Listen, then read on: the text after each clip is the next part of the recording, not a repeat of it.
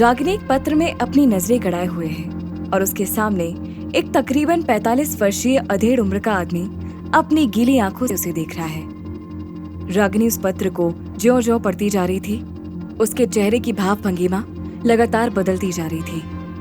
कुछ देर के बाद रागिनी ने अपनी नजरों को उस पत्र से हटाकर उस अधेड़ उम्र के आदमी की तरफ देखा। रामनाथ जी, ये पत्र आपको कब मिला? कल शाम को ही डाक से मेरे पास आया है। मतलब आपके बेटे की मृत्यु के 4 दिन बाद आपको ये पत्र मिला है, जबकि पुलिस को आपके बेटे की लाश के पास से कोई सुसाइड नोट नहीं मिला था। जी, पुलिस ने तो यही बताया था कि साकेत के कमरे से उसे कोई सुसाइड नोट नहीं मिला था। लेकिन इस पत्र में भी वो ऐसा कोई खास इशारा करके नहीं गया है कि उसने सुसाइड करने जैसा कदम क्यों उठाया या किसने उसे उस कदम को उठाने के लिए मजबूर किया। सबसे पहले तो आप मेरे बेटे की मौत को सुसाइड कहना बंद कीजिए। पुलिस भी इसी थ्योरी को मानकर बैठी है कि मेरे बेटे ने भी कोटा में सुसाइड करने वाले दूसरे बच्चों की तरह से ही मानसिक तनाव के कारण सुसाइड किया है, जबकि मेरा खून इतना कमजोर नहीं हो सकता कि वो किसी तनाव से घबराकर मौत को गले लगा ले। मैं आपकी भावनाओं को समझती हूँ रामनाथ जी, लेकिन मरने से पहले अगर कोई आदमी पत्र लिखता है तो वो उसमें अपने मन का सारा गुबार निकाल कर जाता है। लेकिन इस पत्र में उसने कहीं भी किसी भी बात का जिक्र ही नहीं किया है। यही तो मैं भी कह रहा हूँ कि जब सुसाइड से पहले वो अपना आखिरी पत्र अपने परिवार के लिए लिख रहा था तो उसने अपनी मौत की वजहों का खुलासा क्यों नहीं किया। हम व्यापारी लोग हैं रागिनी बेटा, हमारे बच्चे अगर अनपढ़ रह भी जाएं तो हमारे व्यापार को संभालने की काबिलियत रखते हैं। हमारे घर में कोई डॉक्टर इंजीनियर नहीं है, वो तो पढ़ने में हमारा बेटा साकेत अच्छा था, तो ये सोचकर कि खानदान में कोई तो पढ़ाई लिखाई में भी झंडे गाड़े, उसका कोटा में इंजीनियरिंग के एंट्रेंस का एग्जाम की तैयारी कराने के लिए एडमिशन दिलवा दिया था। उसके ऊपर ऐसा कोई दबाव नहीं था कि उसे इंजीनियर बनना ही बनना है, नहीं तो उसके माँ बाप की नाक कट जाएगी। फिर आप ही बताओ कि वो किस बात की टेंशन लेगा। आपकी बातों से तो लगता है कि उसको पैसों की भी कभी कोई कमी नहीं रही होगी। अरे रत्ती भर भी नहीं, 2-4 लाख तो उसके अकाउंट में अभी भी पड़े होंगे।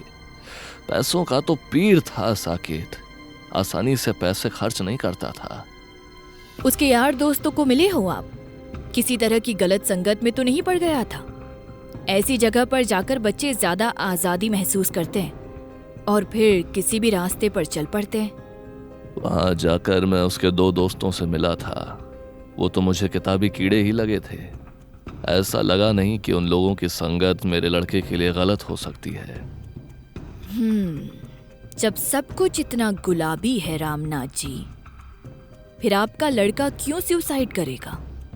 यही तो मेरा भी सवाल है। जिस लड़के पर पढ़ाई का कोई खास दबाव ही नहीं, जिसे पैसों की कोई तंगी ही नहीं, जो पढ़ाई में भी अव्वल रहता था, जिसकी कोई गलत संगत नहीं, वो लड़का सुसाइड क्यों करेगा?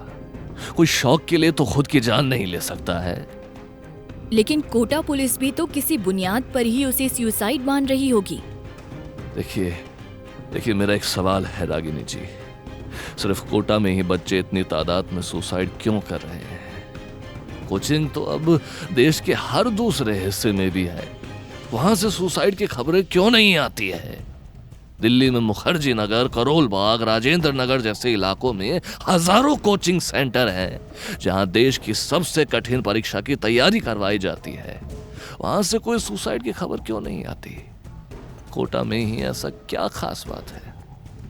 रामनाथ के इस सवाल ने रागिनी को भी सोचने पर मजबूर कर दिया था। रामनाथ का सवाल 100% वाजिब सवाल था। आखिर कोटा में कुछ तो बाकी जगहों से हटकर कुछ हो रहा था, जिसका शिकार दूसरे शहरों से आए हुए बच्चे हो रहे थे। ठीक है रामनाथ जी, मैं आपके बेटे की मौत की जांच करने के लिए कोटा जाऊंगी। हो सकता है कि वास्तव में ही कोटा में ऐसा कुछ घट रहा हो जिसका शिकार हमारे बच्चे हो रहे हैं। देखिए, मैं इसलिए तुम्हारे पास आया था रागिनी, सवाल सिर्फ मेरे बेटे का नहीं है, वो तो इस दुनिया से जा चुका है और मैं जानता हूं कि अब वो किसी भी जांच से वापस आने वाला नहीं है। लेकिन तुम्हारी सच्चाई के पता लगाने से अगर भविष्य में किसी एक बच्चे की भी जान बचती है तो मुझे लगेगा कि मैंने अपने बेटे साकेत को बचा लिया। रामनाथ जी, आप निश्चिंत रहिए, मैं इस पूरे मामले की तह में जाऊंगी और अगर आपके बेटे के साथ कुछ भी गलत हुआ है तो उसे इंसाफ जरूर दिलवाऊंगी। रामनाथ ने अपनी जेब से 50,000 की 2 गड्डियां निकाली और रागिनी के सामने उसकी टेबल पर रख दी। बेटा, पैसों की तुम चिंता मत करना रागिनी। मैं अपने बेटे की मौत की सच्चाई का पता लगाने के लिए अपनी सारी दौलत भी तुम्हें दे सकता हूँ। मेरे बेटे के जाने के बाद हमारी दुनिया तो उजड़ ही चुकी है। बस अब यही तमन्ना है कि वो शहर अब किसी और के बच्चे को ना निकले।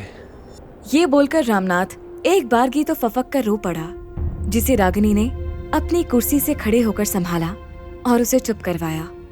उसके बाद रामनाथ से उसके बेटे की कुछ निजी जानकारियां और कोटा में उसके हॉस्टल और कोचिंग सेंटर की जानकारी लेकर रागिनी ने रामनाथ को रुखसत कर दिया। रामनाथ को इस बात पर जरा भी विश्वास नहीं था कि उसका बेटा साकेत सुसाइड जैसा जघन्य कदम भी उठा सकता है। उसे अपने बेटे की मौत के पीछे किन्हीं और लोगों का हाथ नजर आ रहा था। रागिनी दिल से चाहती थी कि वो रामनाथ की उम्मीदों पर खरी उतरे। वो भी चाहती थी कि मौत की नगरी से कुख्यात हो चुके उस शहर की असलियत लोगों और इस देश के सामने आए।